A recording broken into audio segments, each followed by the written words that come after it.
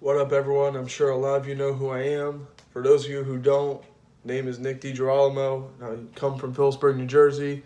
Currently a senior up at St. John's University in Queens, New York. And I'm starting my own series, if so to speak, on sports and just sports topics that are hot, popular. And I want to be able to share my opinions and my takes with everyone from back home without having to reach out to them individually and texting them or Snapchat DMing you or Facebook messaging you. I want to try to be able to reach a broad audience. So there's no set schedule, but hopefully twice, maybe 3 times a week if I'm lucky, I'm going to post a video giving some of my takes on sport topics. I'll be doing things like previewing the NFL games coming up during the week, NFL games from this past weekend, hot topics in basketball and the NBA and college football rankings are going to be coming out. Baseball, I'll give you my World Series prediction in a little bit, but hopefully we'll get into some more on that. Hopefully we can get into some UFC and some golf and other sports topics as well. I'm warning you now, though, I'm not a big soccer guy, nor am I a big hockey guy, so if you're looking to hear something about those, go listen to ESPN or NBC Sports or MSG Network, because I am not knowledgeable about those things. All right? So basically, for today's episode, I kind of just want to give you guys my take on how I think the playoffs will look 6 months from now in April in the NBA, and I'll give you guys my World Series prediction. So I'm going to start with the NBA Eastern Conference to start, all right? Because I think that is a little bit less conversation, so to speak, this season, since the East really lacks a ton of star powers amongst the best players in the NBA. But that's just my own personal opinion. So starting up at number one, I believe, is going to be the Boston Celtics at the end of the season. They finished, I believe, second last year in the East, and that was without Gordon Hayward and Kyrie Irving. They're 2-2 on the season right now, but at the end of the season, you're looking at a 60-win ball team.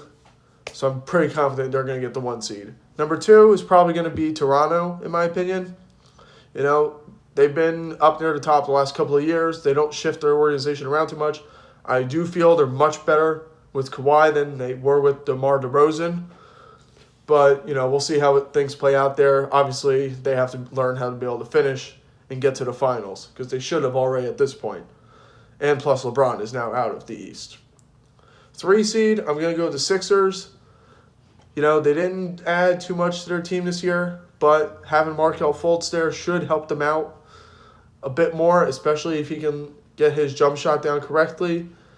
The big thing with the Sixers is they're going to have to be able to find some three-point shooting, because all 3 of their stars, Joel Embiid, Ben Simmons, and Markelle Fultz, are not really known for being three-point shooters.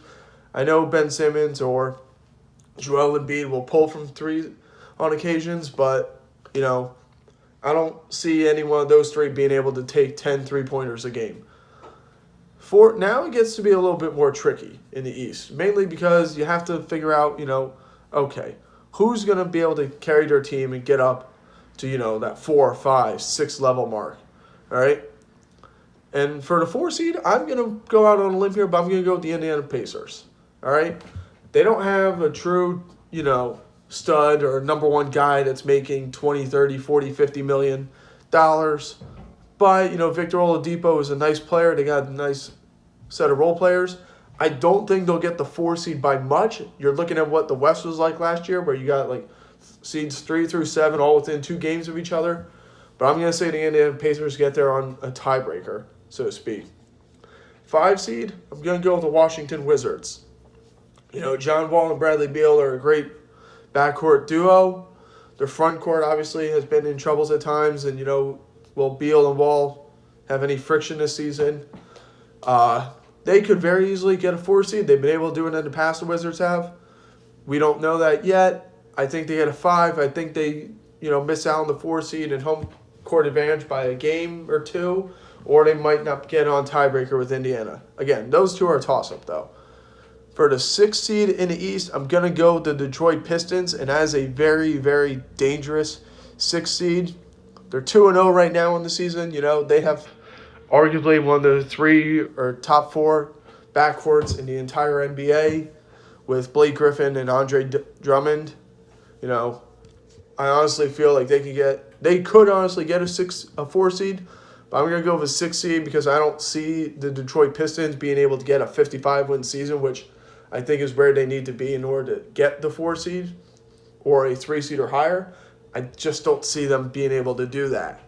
So I'm going to go with a 6 seed. But let me tell you, that could be a very, very dangerous 6 seed if everything clicks for them on offense and they stay well on defense. For a 7 seed, I'm going to go with the Milwaukee Bucks here. Now, that might surprise some of you a little bit because they have Giannis, who is easily one of the top 10 NBA players in the league right now, without question. You know, he's got the height of LeBron. He's got the movements of a Kevin Durant. He's able to do all of it for the Bucks. The problem is, I don't know how deep they are on their bench. All right, I know they got some decent starters in there that are good enough. I don't know how well that bench is. I mean, they are 3-0 right now, so things are looking up. But I still think they're another year away. I think they need to be able to get, you know, a little bit more depth on their roster. I still think they get a winning record, believe it or not. I do think they get, you know, about 44, 45, 46, 47 wins, which, you know, is not terrible by any means. And I think they easily get the 7 seed. 8 seed, I'm going to go with my team, my favorite team. So mark it down now. I am not a bandwagon fan. Been a Miami Heat fan since I started watching the NBA almost 13 years ago. I'm going to go with the Miami Heat, get the 8 seed. It'll be close, don't get me wrong, because there are a bunch of other teams down near the bottom that could come up and make some noise. You know, the Orlando Magic, the Charlotte Hornets, maybe Atlanta and Trae Young go somewhere, you know, who knows. Maybe the Knicks or the Nets don't have an awful year like everyone thinks they will. But I truly think, you know, Miami will be able to get an 8 seed, extend Dwayne Wade's goodbye season a little bit longer. They'll be going up against, in my prediction, then Boston, which I honestly don't see the series going past 5 games if that were the case. But, you know, they have some nice pieces there. They got a nice point guard in Goran Dragic.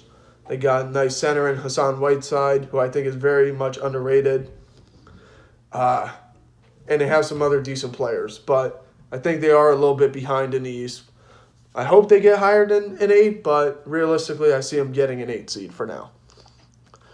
So let's move on to the Western Conference, which I'm sure will spark a lot more debate since the majority of the stars are in the Western Conference. I'll get to LeBron and the Lakers in a little bit, but I'll start with the obvious choices first, all right? So number 1 seed in the West is Golden State Warriors. I can very easily see the Houston Rockets or, you know, another team being able to maybe get them a little bit, but I just don't see how the Warriors are not going to be able to get 65 wins this season. They've been able to get, you know, up in the high 60s the last 4 or 5 years. And especially once they get DeMarcus Cousins in there, a lot of people forget DeMarcus Cousins is on the Golden State Warriors right now. He's just out with an Achilles. He's supposed to come back in March. So hypothetically, you know, he gets there right at the end of the season. They might be able to get a tiebreaker with Houston. Who knows? If not, they're very dangerous come playoff time because they're going to have 5 All-Stars in their starting 5. They have 6 All-Stars on the team if you include Iguodala, because I believe he was an All-Star 1 year at least when he was with the Philadelphia 76ers. Number 2 seed, I'm going to go with the Houston Rockets. I feel they did lose a valuable piece when they lost a guy in free agency, but they did get Clint Capella back, which is very vital for him. He's considered their third man. I don't know how much Carmelo Anthony is going to help them or hinder them in any sense. You know, Carmelo's teams have a history of not being able to get over the hump in a sense and get to the next level. For as good of a ball player as Carmelo is and as much as he is of a scorer, I'm pretty sure he's going to be a 6 man throughout the year unless, you know, a Clint Capella needs to come off or someone else for the Rockets needs to, you know, goes on the injury list for a little bit. So we'll see. I honestly see the Houston Rockets probably getting about 63 wins this season, which I think is very reasonable. It's still, regardless, it's a remarkable season. I just don't think down the stretch come March and April they'll be able to handle the Warriors in a sense. Yes, they could have beaten them last season, but that's last season. We're on this season now. And when they have 5 All-Stars on the team, I don't know if the Rockets have anyone that can physically match what DeMarcus Cousins brings to the table. 3rd seed, this may surprise some people, but I'm going to go with the Utah Jazz. I truly do feel that the Utah Jazz are one of the best young teams in the NBA right now. They have the guy who I felt should have won Rookie of the Year last year in Donovan Mitchell. They had a huge plus in getting Rudy Gobert back. They have their backcourt, is even more strong with Ricky Rubio on the roster. And they have great players all around. The Utah Jazz are a great team. They're just not good enough yet to be able to compete with Golden State and Houston. But I do see the Utah Jazz getting in the high 50s. 57, 58 win season for Utah, I think is very, very, very reasonable to see them happen. Number 4, I'm going to go with the Portland Trailblazers. That may shock some of you, but let me remind you all of this. The Portland Trailblazers had a 49-win team last year, which was good enough to get the 3 seed in the West. Given it was only by a game or 2 over the 4 seed of OKC, 5 seed, of Utah Jazz. But they improved their team this year. I can't even pronounce that guy's name, but the guy that was dropping 3s the other night against LeBron and the Lakers and their opener at home, he had, I think, like 7 or 8 threes. I believe that may have been the missing piece for them in a sense. I don't even think he started the game, to be honest with you. I'm pretty sure he came off the bench. But I truly feel Portland has a better team this year than they did last year. It's just not going to be enough to compete in the West, and they're going to have some bumps and hiccups along the way. I see them being able to compete with Utah, though. So Portland maybe be able to get a 3 seed. I think they can get up to 55 wins as well. Close to what Utah is going to get. So we'll see. But I'm going to err on the side of caution and give them a 4 seed. For the 5 seed in the West, I'm going to go Oklahoma City Thunder. Now, I know what you're thinking. They're 0-3 right now. They have defensive troubles. Russ didn't play for 2 games. Is he going to start getting burned out with all the production and workload he's been given? I don't think that. They got 3 guys on that team that are all-star caliber players, and Steven Adams, Russ, and Paul George. They'll figure it out. They'll play a lot of teams in the East that they'll be able to beat up on, teams in the bottom part of the West. I just don't know if they'll be able to get to 55 wins, which is where I think Utah and Portland are going to be this season. I can see them getting close to 50 wins. If the over-under was on 50.5 wins this year, I would honestly take the under because I think they're going to get about 49, 50 wins. But that's where they are as a 5 seed. Now it gets to be a little bit tricky because now you have a lot of decent teams that would easily make the playoffs in the East, but we only have 3 spots left. And when you just look at the total rosters, there's at least 4, 5. There's at least 5, maybe 6 teams that you could argue could get to the playoffs in seeds 6 through 8. Before I go through and give you my prediction, I'm going to say all 3 of these teams that I'm about to say are going to be somewhere in the 47 to 44 win range, which is where the teams that are below them in the 9 to 12 range are going to be as well in the playoffs. 6 seed, I'm going to go with the Minnesota Timberwolves. All right? Now, that may be a stretch, but the Minnesota Timberwolves, they have one of the best young teams in the NBA with a team like Utah. The problem with them is they have a little bit of, internal frustration. I think is going to throw off some of the chemistry and some of the ability for them to be able to work and get along throughout the season. They'll give them bumps. They'll give them internal battles and whatnot. Obviously, we all know what's going on with Jimmy Butler in a sense. So, who knows? Maybe they trade him because it certainly sounds like he doesn't want to sign there during the offseason. So they may try to trade him. Who knows if that'll affect how they finish or whatnot. Karl-Anthony Towns, though, is a great player. And so is Andrew Wiggins. Okay. 7 seed. I'm going to go New Orleans Pelicans. They're 2-0 right now. And let me tell you something. Anthony Davis is a strong candidate to be the MVP this year. All right. Obviously, he'll have to compete with someone like LeBron, who's always in the MVP conversation. Someone like Kevin Durant, maybe a James Harden or a Russell Westbrook or a Steph Curry if they go off this year with three-pointers and having triple-doubles and other things of that nature. But, I mean, Anthony Davis is out there dropping double-doubles, triple-doubles, day in and day out. In his first game, if I remember hearing Tony Kornheiser from Pardon the Interruption right, he had like 36 points, 16 rebounds. He had like 8 steals, 5 assists, and like 3 blocks. And I mean, come on, guys. That's just like a ridiculous stat line in the NBA, especially if you're playing against a Western Conference team, which is much more challenging. Ultimately, though, I don't think they're that deep, and I don't think there's enough pieces around Anthony Davis to help him elevate the team and get them up there to like a Utah or Portland level, like a 3 or 4 seed. They are 2-0 right now, but again, it's October, it's early, so we'll see what happens. But I'll predict they'll get a 7 seed. 8 seed, I'm going out on a limb here, but I'm going with the 8 seed. I'm going with LeBron and the Lakers. Now, I am only going with LeBron and the Lakers because it is LeBron James. And after watching him for the past 8 years, getting to the finals and whatnot, I know better now than to never doubt LeBron James. Now, that could be the most dangerous 8 seed in history. It could be the most non-dangerous 8 team in history. They could get swept out of the first round, and then you throw all the conversation about LeBron never getting swept in the finals or losing in the first round. Losing in the first round or swept in the first round. Michael did it like 2 or 3 times. That throws that conversation out the window. But I'm just going to go with the Lakers as the 8 seed just because it's LeBron James. Now, obviously, that's going to leave some teams out there, but some teams I think can compete to get to the playoffs as well in that seed. Again, these next couple teams I don't have predicted to go to the playoffs, but I think they certainly are capable of making it.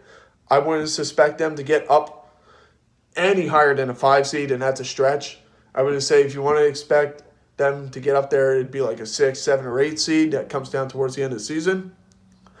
I think the San Antonio Spurs can be there. Obviously, the Spurs have had a dynasty for the last 2 decades, but all those pieces are pretty much gone this year. I'm not convinced that LaMarcus Aldridge is good enough to be able to carry a team on his own.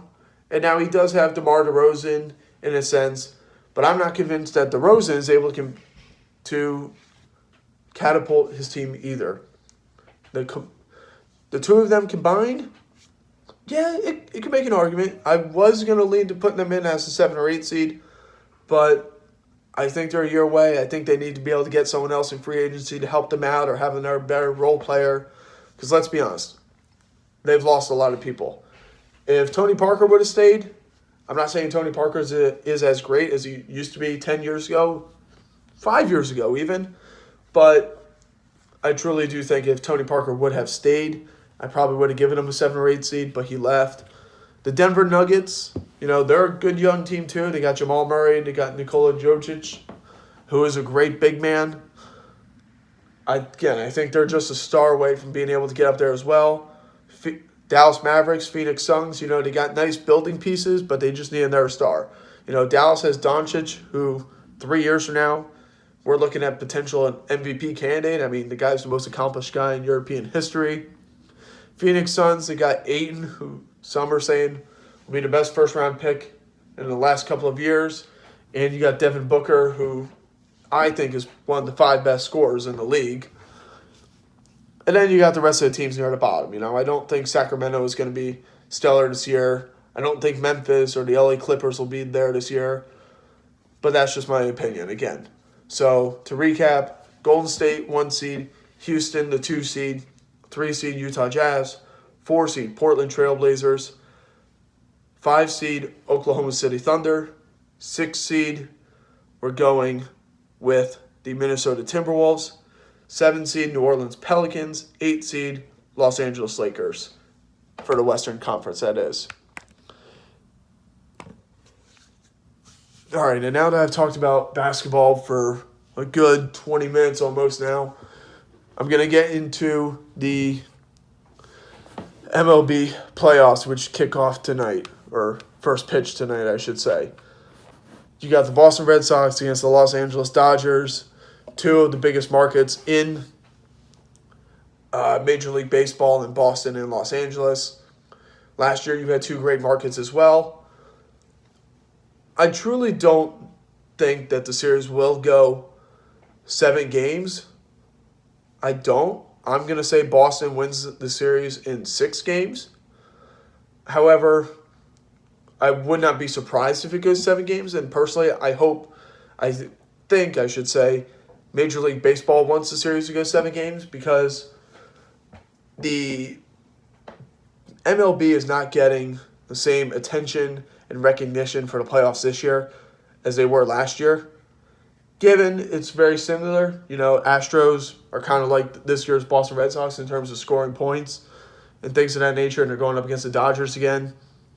The issue I think they're having right now is that there are other storylines in the NBA that people are following. If you turn on ESPN, you can see how much they're talking about LeBron James and the Golden State Warriors or other NBA teams.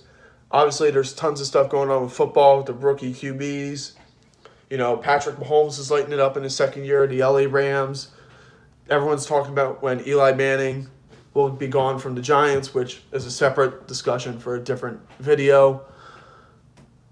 I personally think that the series will go 6 games. Boston wins the World Series. First one since 2013 and their 4th this century. Because in the end of the day, I think Boston has too much offense that the Dodgers will not be able to keep up with. Kershaw, I think Kershaw has moved on from his demons that he's had in recent years in terms of postseason starts and statistics. I'm not saying he still won't give up 3 runs over the course of 4 or 5 innings like he very easily can in the playoffs as opposed to the regular season. But when you get down to it, I think Boston just has better pitching as well. They'll have better starters in games 1 through 3, especially Chris Sale and David Price. That will obviously be one I think Dodgers will win.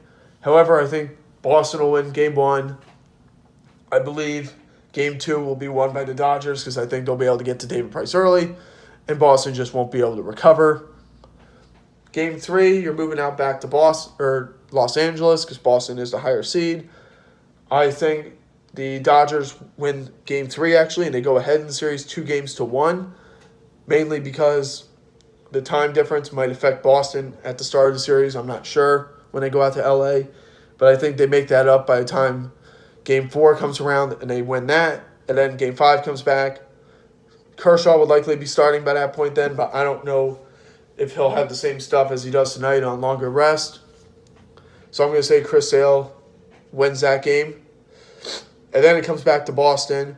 It'll be even colder in Boston at the time of Game 6 than it will be in Los Angeles. And ultimately, I think the cold will get to whoever pitches for the Dodgers and whoever plays for the Dodgers in that game. So that's my prediction. Boston in 6 games. All right. Thank you all for listening to it. I will be posting more videos soon. I'm thinking the next one I post is later in the week, giving you a preview of the NFL games this upcoming weekend.